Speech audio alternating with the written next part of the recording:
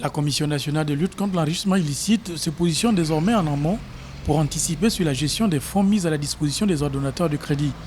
Elle s'est intéressée dans un premier temps à la gestion de la gratuité des transports publics en cette période de Covid-19.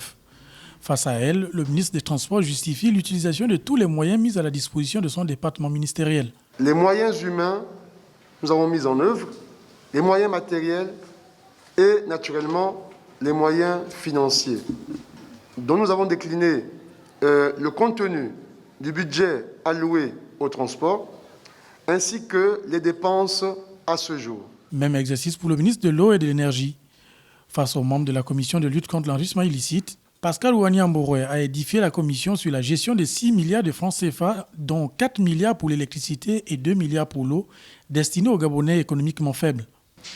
De définir à qui ont été attribués ces fonds, notamment dans la première phase à une catégorie de cibles qui était entre 1 et 6 kWh comme bénéficiaires donc, de cette mesure, et dans la deuxième phase de 1 à 3 kWh dans ce qui concerne l'électricité pour ceux bénéficiaires donc, de cette mesure.